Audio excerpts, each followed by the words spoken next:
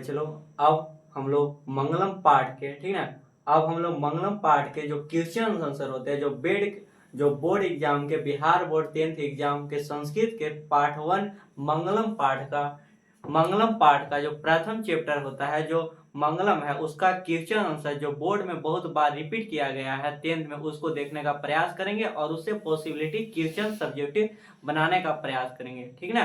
तो देखिएगा ध्यान से प्यारे बच्चे लोग, चैप्टर नंबर 1 मंगलम पाठ का सब्जेक्टिव क्वेश्चन आंसर, ठीक, आज हम लोग इस वीडियो के माध्यम से करने का, ठीक है। देखिएगा प्यारे बच्चे लोग, चैप्टर नंबर 1 मंगलम पाठ, विषय संस्कृत, कक्षा 10 बोर्ड एग्जाम के बहुत फेमस क्वेश्चन जो आने की प्रोबेबिलिटी 99.99% होती है, ठीक है। तो देखिएगा, प्रश्नोत्तर अध्याय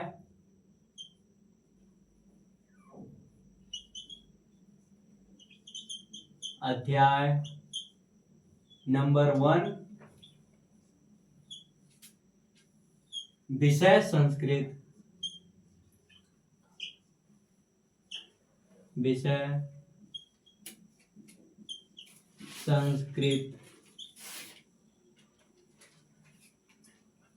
पाठ का नाम मंगलम,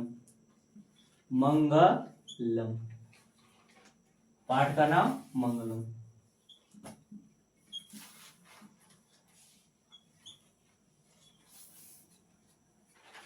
पहला इसमें जो महत्वपूर्ण क्वेश्चन आता है प्यारे बच्चे लोग कि मंगलम पाठ से हमें क्या शिक्षा मिलती है। प्यारे बच्चे लोग, पहला क्वेश्चन जो मंगलम पाठ का जो बोर्ड में बार बार रिपीट किया गया है, वह पहला क्वेश्चन है कि मंगलम पाठ से हमें क्या शिक्षा मिलती है। क्या पहला क्वेश्चन क्या लिखेंगे प्यारे बच्चे लोग? क्वेश्चन नंबर 1 है मंगलम पाठ से हमें क्या शिक्षा मिलती है। तो प्यारे बच्चे लोग, जैसा कि हम लोग पिछले वीडियो में पढ़े थे कि मंगलम पाठ में हम लोग सत्य और धर्मवान व्यक्ति के बारे में जाने थे, ठीक ना। तो मंगलम पाठ से हमें यही शिक्षा मिलती है कि व्यक्ति को जीवन में धर्मवान बनकर जीवन व्यतीत करना चाहिए और वह सत्यवादी जीवन व्यतीत करना चाहिए। सत्यवादी जीवन व्यतीत करने से हमें यह अनुभूति होती है और हमें बहुत जीवन का विकास होता है, ठीक ना। जैसा कि हम लोग पिछले वीडियो में देखे थे कि सत्य के द्वारा ही देवताओं ने भी अपने मार्ग का विस्तार किया, ठीक ना। तो हम लोग इस चैप्टर से यही हमें शिक्षा मिलती है कि हमें जीवन में सत्यवादी और धर्मवान बनकर जीवन व्यतीत करना चाहिए। धर्म के मार्ग पर सत्य के साथ चलना चाहिए, ठीक ना। इस चैप्टर से हमें यही शिक्षा मिलती है। इसको थोड़ा बढ़िया से लिखेंगे, ठीक ना, ध्यान दीजिएगा। तो इसका जो उत्तर हो गया क्वेश्चन नंबर 1 का कि मंगलम पाठ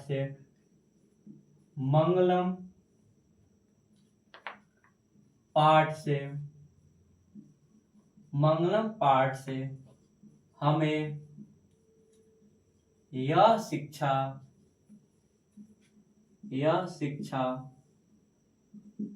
मिलती है कि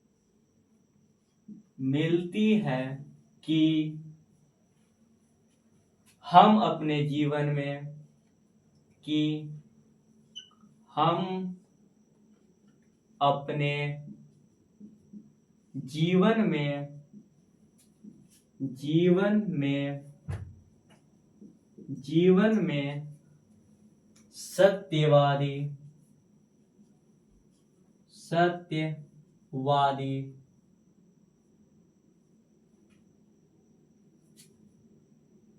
अपने जीवन में सत्यवादी धर्मवान बनकर सत्यवादी और यहाँ पे बेटर रहेगा। मंगलम पाठ से हमें यह शिक्षा मिलती है कि हम अपने जीवन में सत्यवादी और धर्मवान हम अपने जीवन में सत्यवादी और धर्मवान व्यक्ति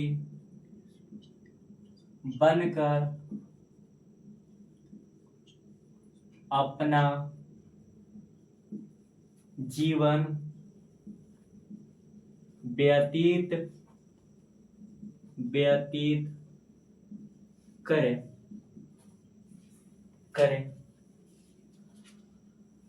हमें मंगलम पाठ से प्यारे बच्चे लोग यही शिक्षा मिलती है कि हम अपने जीवन में, ठीक ना, हम अपने जीवन का विकास सत्य के द्वारा करें और धर्म के रास्ते पर चल कर करें, ठीक ना, मतलब सत्यवादी और धर्मवान व्यक्ति बनकर अपना जीवन व्यतीत करें, ठीक ना। और हम लोग इसमें यह भी लिख सकते हैं कि इस पाठ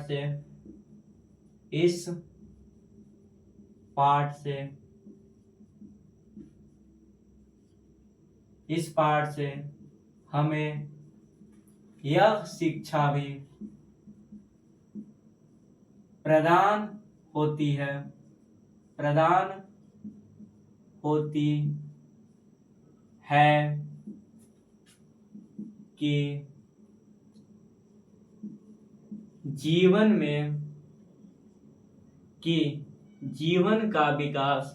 कि जीवन का विकास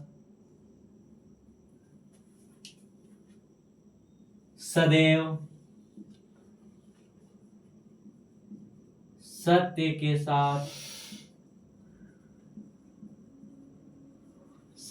साथ होता है।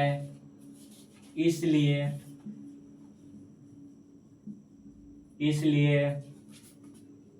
हम लोगों को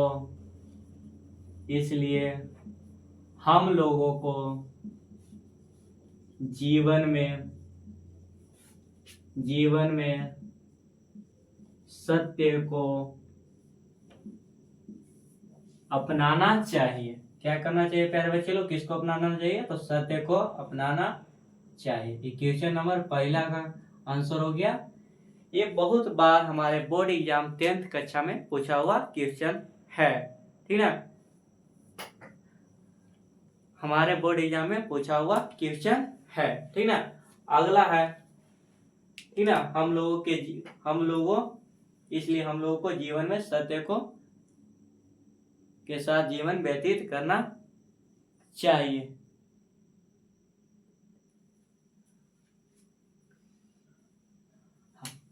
प्यारे बच्चे लोग, यहाँ पे हम लोगों को जीवन में सत्य को अपनाना चाहिए। हम लोगों को जीवन में सत्य को अपनाना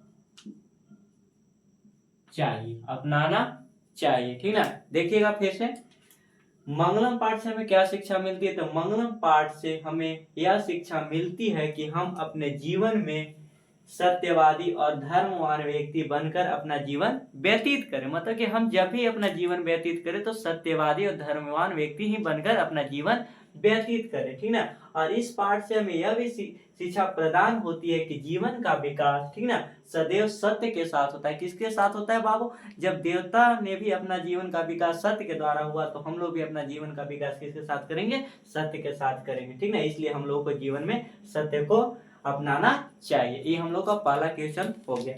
अगला जो नेक्स्ट क्वेश्चन है बाबू, ठीक ना, वो बोर्ड एग्जाम में पूछा हुआ क्वेश्चन है और बार बार रिपीटेड क्वेश्चन है, ठीक ना, और वह प्रोबेबिलिटी आने की 99.9% होती है। दूसरा क्वेश्चन है कि नदी और विद्वान में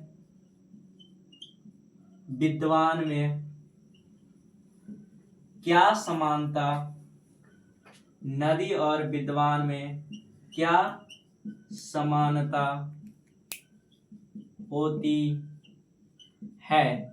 मतलब सर समानता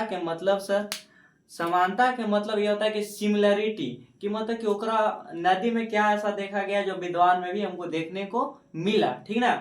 तो देखना प्यारे बच्चे लोग, नदी और विद्वान में यही देखने के लिए मिला गया कि जब नदी समुद्र में मिलती है, ठीक ना, आगे जब वह समुद्र में मिलती है तो वह भी दो चीजों का त्याग करती है, नाम और रूप को। और उसी प्रकार हमारे विद्वान जो भी होते हैं वह भी कितने चीजों का परमात्मा में मिलने से पहले त्याग करते हैं? दो चीजों का, नाम और रूप का। यही उन दोनों में समानता देखने को मिलती है। तो यहाँ पे आंसर लिखेंगे कि नदी और विद्वान में, नदी और विद्वान में, नदी और विद्वान में हमें यह समानता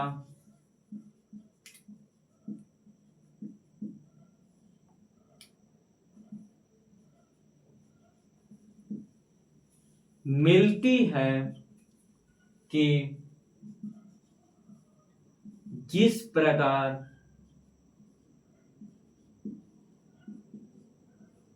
नदियां की जिस प्रकार नदियां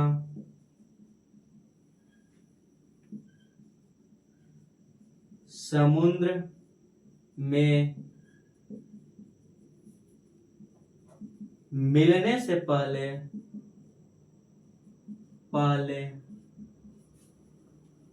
नाम और रूप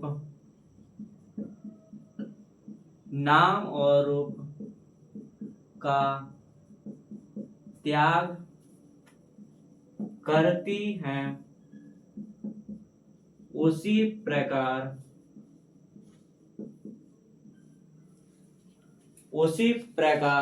विद्वान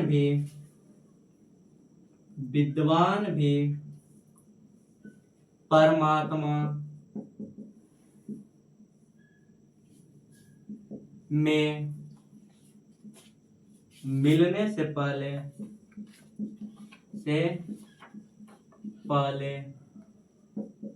नाम और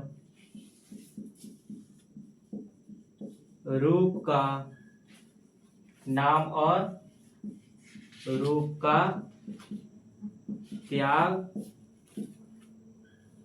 त्याग करती है। फिर से रिपीट कर देता हूँ प्यारे बच्चे लोग, यहाँ पे क्वेश्चन है कि नदी और विद्वान में क्या सिमिलरिटी देखने को मिला, ऐसा क्या चीज है जो नदी और विद्वान दोनों में एक जैसा देखने को मिलता है। तो नदी और विद्वान में यही हमें समानता मिलती है कि जिस प्रकार जो नदियां हैं वह समुद्र से, अगर नदी समुद्र में मिले जा रहा है तो कितने चीजों को त्याग करता है, दो चीजों का, नाम और रूप को छोड़कर। और उसी प्रकार हमारे जो विद्वान पुरुष होते हैं वह भी परमात्मा में मिलने से पहले कितने चीजों का त्याग करते हैं, दो चीजों का। कौन कौन से, नाम और रूप को त्याग, नाम और रूप का क्या करते हैं, त्याग करते हैं। ठीक ना। अगला क्वेश्चन है, ठीक ना, अगला क्वेश्चन, ये दोनों हाई प्रोबेबिलिटी में क्वेश्चन पूछी जाती है। एक अगला क्वेश्चन है कि आत्मा के स्वरूप का वर्णन करें, ठीक ना, आत्मा के स्वरूप का वर्णन करें, यह भी क्वेश्चन पूछा जाता है रेयरली, ठीक ना, लेकिन दो क्वेश्चन हाईलाइटेड है। तीसरा क्वेश्चन है प्यारे बच्चे लोग, ठीक ना, इसको हम मिटा रहे हैं, ठीक ना, उसके बाद ऊपर में लिखते हैं, यहाँ पे हम लोग तीसरा क्वेश्चन यहाँ पे लिखेंगे प्यारे बच्चे लोग। क्या लिखेंगे सर? तो तीसरा क्वेश्चन हम लोग दो क्वेश्चन कवर कर लिए कि मंगलम पाठ से क्या शिक्षा मिलती है और नदी और विद्वान में क्या समानता मिलती है। अगला क्वेश्चन एक पूछा जाता है प्यारे बच्चे लोग कि आत्मा, जो कल हम लोग आत्मा के बारे में इतना चीज पढ़ रहे थे, तो वो क्वेश्चन पूछेगा कि आत्मा के स्वरूप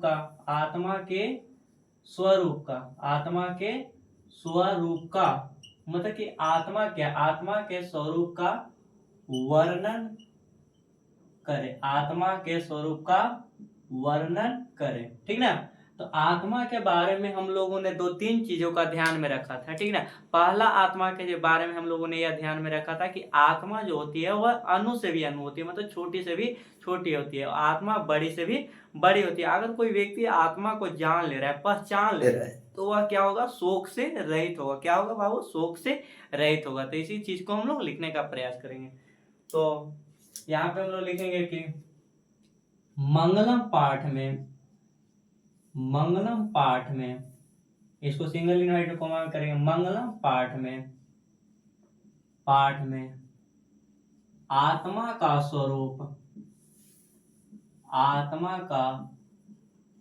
स्वरूप बताया गया है कि आत्मा अणु से भी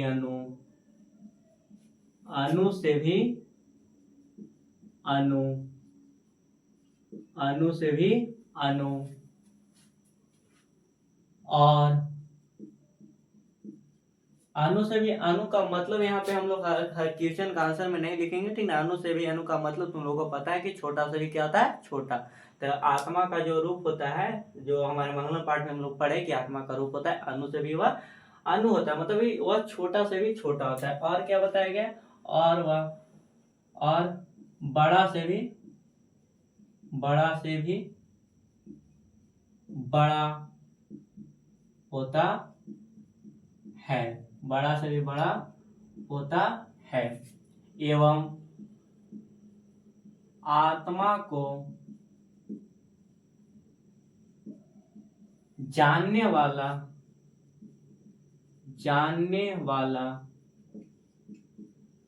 व्यक्ति, आत्मा को जानने वाला व्यक्ति किससे रहित होता है प्यारे बच्चे लोग, बोलिएगा शोक से रहित होता है, मतलब कि शोक रहित होता है। आत्मा को जानने वाला व्यक्ति शोक रहित होता है। यह किसकी विशेषता है, आत्मा की, ठीक ना। यह आत्मा का क्या है, स्वरूप है। आत्मा का स्वरूप है कि आत्मा क्या होता है, छोटा से भी छोटा, और क्या होता है, बड़ा से भी बड़ा। और उसका स्वरूप यही है कि अगर ओकरा कोई जान लिया, कोई समझ लिया, तूने आत्मा को जान लिया, तो तुम्हारे जीवन से दुख का क्या हो जाएगा, नाश हो जाएगा, मतलब दुख तुम्हारे अंदर, तुम्हारे जीवन से क्या होगा, खत्म हो जाएगा, ठीक ना।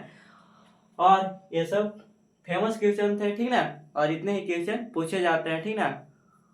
और एक क्वेश्चन कभी आ गया या नहीं, तो इतना एक क्वेश्चन पूछा जाएगा, ठीक ना। एक क्वेश्चन यह भी हो सकता है, ठीक ना। इसको क्वेश्चन को दो रूप में पूछ सकता है, नदी और विद्वान के समानता में। नदी और विद्वान के समानता में ऐसे क्वेश्चन अलग अलग दो भागों में पूछ सकता है कि नदी समुद्र में, नदी किन दो चीजों को छोड़कर समुद्र में मिलती है, तो किन दो चीजों को छोड़कर मिलती है, नाम और रूप को। उसको भी सब्जेक्टिव बना के 2 नंबर में पूछ सकता है, ठीक ना। और फिर पूछेगा कि विद्वान परमात्मा मिलता है तो क्या वह क्या छोड़कर मिलता है, तो ये भी 2 नंबर बना के पूछ सकता है, जिसको हम इसी में लिख दिए हैं कि नदी जो है वह विद्वान में मिलकर, नदी जो है समुद्र में मिलने से पहले नाम और रूप को छोड़कर मिलता है, और विद्वान परमात्मा में मिलने से पहले नाम और रूप को छोड़कर मिलता है। विद्वान परमात्मा में मिलने से पहले नाम और रूप को छोड़कर मिलता है। यही था इस चैप्टर का मंगलम पाठ का 3 very very important question answer, जो बोर्ड एग्जाम में पूछने की प्रोबेबिलिटी, जितना भी एग्जाम आएगा बोर्ड एग्जाम में, अगर चैप्टर नंबर 1 मंगलम पाठ से अगर क्वेश्चन आएगा तो वह क्वेश्चन इन तीनों में से ही कोई एक होगा, ठीक ना। तो प्यारे बच्चे लोग, आप मंगलम पाठ का चैप्टर का जो क्वेश्चन आंसर है सब्जेक्टिव के लिए, उसके लिए टेंशन नहीं लीजिए, ठीक। इन्हीं तीनों में से आएगा। हो गया।